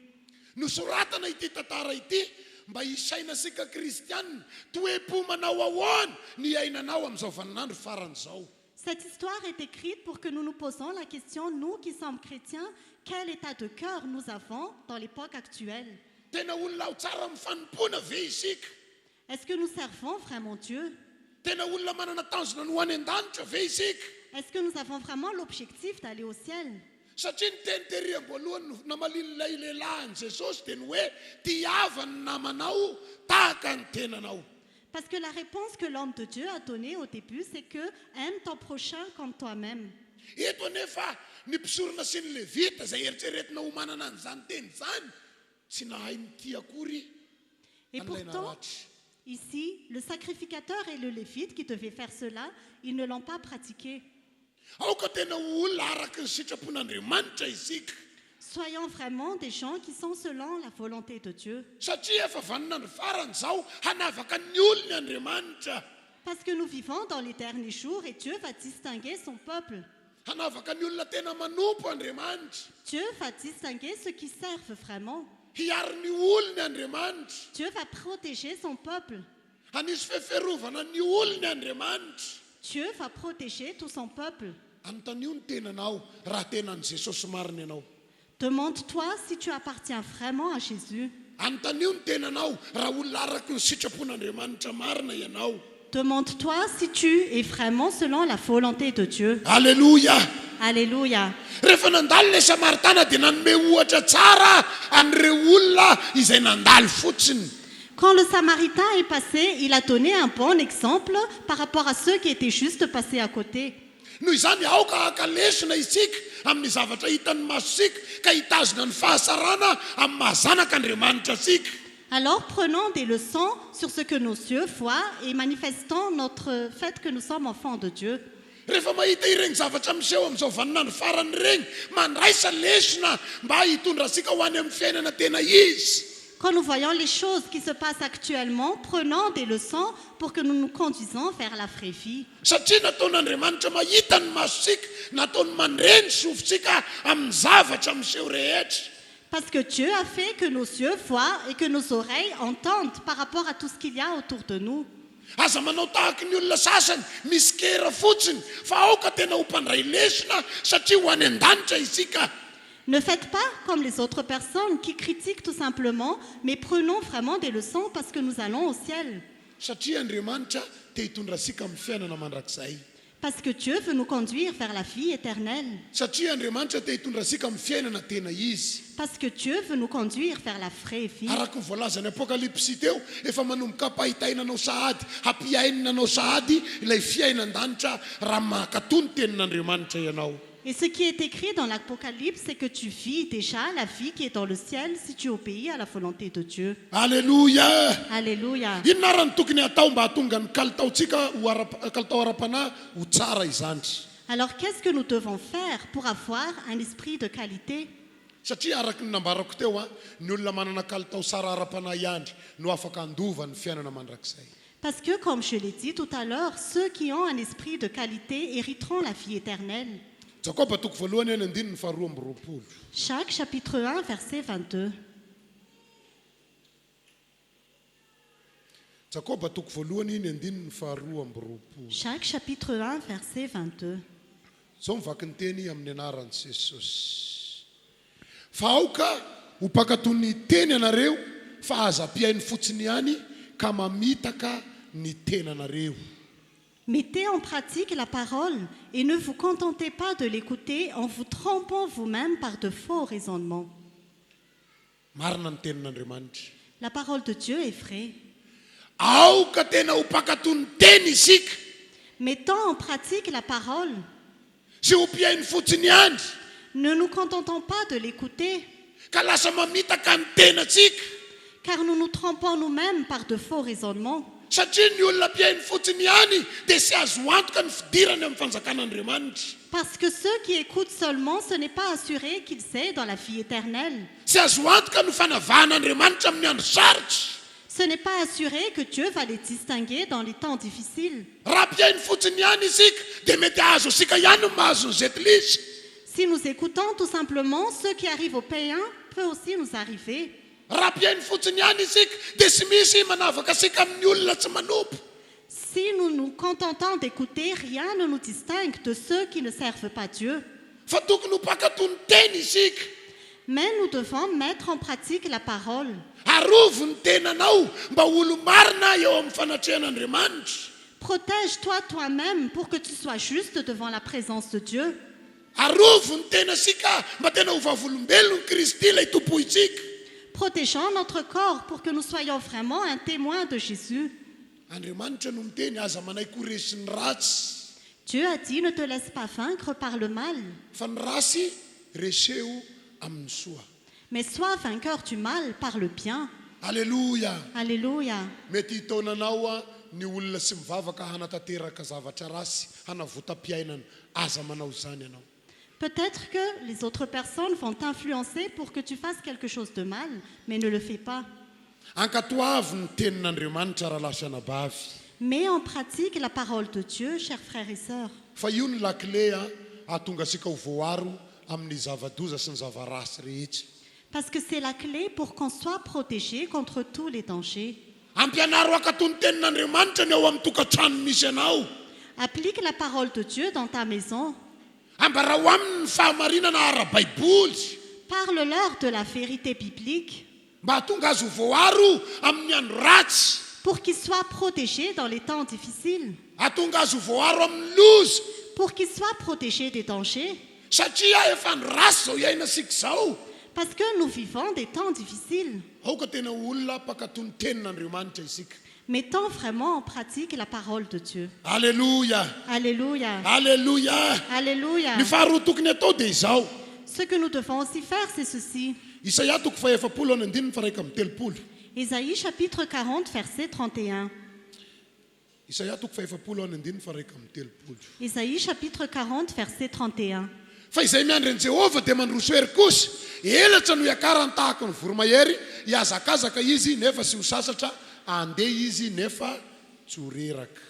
Mais ceux qui comptent sur l'Éternel renouvellent leur force. Ils prennent leur envol comme les aigles. Ils courent sans s'épuiser. Ils marchent sans se fatiguer. Efa mety zao fanompona ataonao zao e. C'est déjà convenable ce que tu fais Efa actuellement. mety zao fanapahan-kevitra resinao zao. C'est déjà convenable ta décision maintenant. Fa na mbola sy azonao aza ny valim-bavaka, toy izy foana ny fanomponao an'Andriamanitra. Mais même si tes prières ne sont pas encore exaucées, continue toujours à servir Dieu. Mba tena nikelindreo akaikina hoe toy izy ny fanomponao an'Andriamanitra hoe. Dis à ton voisin, continue à servir Dieu. Alléluia. Alléluia. Satria izay miandry an'i Jehova dia misy hery spécial avy any an-danitra omena azy. Parce que ceux qui comptent sur l'Éternel reçoivent une nouvelle force qui vient du ciel. Tsy misy zavatra fantasika ny miseho eto amin'ity tontolo ity, fa ilay hery avy any an-danitra no manavaka asika miaina amin'ity tontolo ity. C'est la force qui vient du ciel qui nous distingue pour que nous vivions dans ce monde. Maro ny olona manana tahotra rehefa andrapaka sakafo eo ambavany. Il y a beaucoup de gens qui ont peur quand ils mangent quelque chose. Fa Andriamanitra manome hery asika. Mais Dieu nous donne la force. Izy no mamily ny lala asika amin'ny ratsy. C'est lui qui agit dans notre vie. Andraso foana Andriamanitra e, mahavonjy anao izy. Dieu peut te rendre victorieux. Zay miandry an'i Jehova mandroso hery. Ceux qui comptent sur l'Éternel renouvellent leur force. manomboka hiakatra ny kalitao ara-pananao. Ta qualité de vie spirituelle va augmenter. Alléluia. Alléluia. Anavaka ny fiainanao io Andriamanitra. Dieu va distinguer ta vie. Eny amin'ny alesika eny dia hosapany hafa misy hery ao anatsika satria miandry an' Jehova isika. Et les gens vont voir qu'il y a une force en nous parce que nous comptons sur l'Éternel. Manana faharetana fa ho azonao foana io fahasarana eo. Et de la persévérance car tu seras victorieux. Manana faharetana fa ho tonga amintsika foana io fahalebiazana io. Et de la persévérance car nous allons nous élever. Ny lanitra aza moa efa voahomana ho asika maika veka zay zavatra ilaysika. Le ciel a déjà été préparé pour nous, à plus forte raison, tout ce dont nous avons besoin. Alléluia. Alléluia. Mbola manana etaetany ahita zavatra tsara ve ianao. Est-ce que tu as la soif de voir quelque Taterano chose tompo am'izay de bien? mangetaetany ezany. Dieu va le réaliser pour ceux qui ont soif.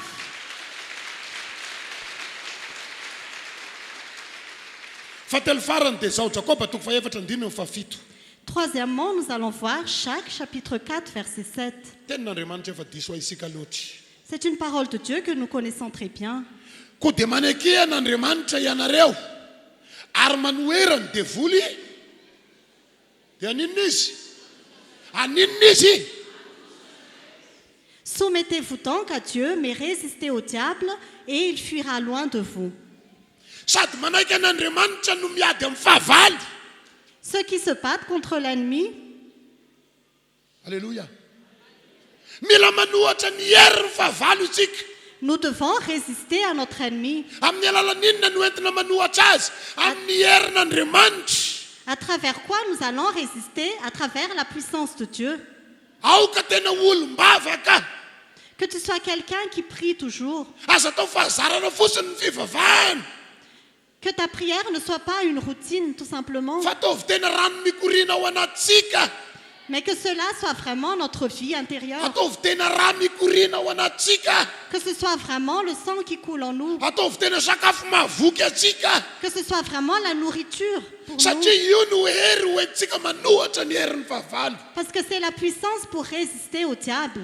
Efa mety teny matetika voalaza atao am-piangonana. Nous le disons souvent à l'église. Izay bevavaka Ceux qui amery prient anao beaucoup any Andriamanitra. ont beaucoup de Tena force. ho bery tokoa any ianao. Que Dieu te donne beaucoup de Alléluia. force. Alléluia. Mivavaka sika amin'izao fotoana izao. Nous allons maintenant prier. Satria izay bevavaka tokoa bery izy. Parce que ceux qui prient beaucoup ont beaucoup de force. Alléluia. Alléluia. Piora ny mason'ny nofinao dia andao sika hivavaka. Ferme les yeux et prions. Avy reny zao vavaka izao. Répète cette prière. Jesosy io, Seigneur Jésus, misaotra anao aho. je te remercie Fa tena tia ahy ianao. parce que tu m'aimes vraiment. Misaotra anao aho. Je te remercie Fa ianao le mamonjy ahy. parce que tu m'as sauvé. Ianao le manafaka ahy. Tu m'as délivré. Ianao le manavaka ahy. Tu m'as distingué. Jesosy io, Jésus, ho any an-danitra izao diako zao. je vais vers le ciel. Ho any an-danitra izao lalako zao. Je vais vers le ciel. Arovy aho sy isan'an-dalana. Protège-moi sur le chemin. Arovy aho sy ho raraka an-dalana.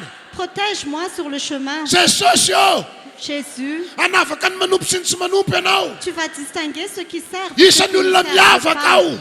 Tu me distingues Satria manompo anao. parce que je te sers. Novidinao tao anatin'ny maro aho. Tu m'as choisi parmi la multitude. Olona miavaka aho. Je suis distingué Satria manompo anao. parce que je te sers. Ity aho Jesosy io. Me voici, Jésus. Ity aho Jesosy io. Me voici, Jésus. Tehirizo aho Jesosy io. Garde-moi, Jésus. Tehirizo aho Jesosy io. Garde-moi, Anao ny Jésus. fiainako Jesosy io. Ma vie t'appartient, Jésus. Anao mandrakizay aho. Ma vie t'appartient pour Misaotra toujours. Jesosy. Merci, Jésus. Asandrato ny tananao kavanana dia hofaofao. Lève Misaora ta main an'Andriamanitra ny droite. amin'ny fanavahany anao.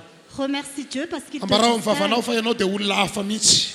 Olona Déclare que tu es miavaka une ianao. personne qui est Toy distinguée. izy mivavaka fisaorana Continue à an'Andriamanitra. prier.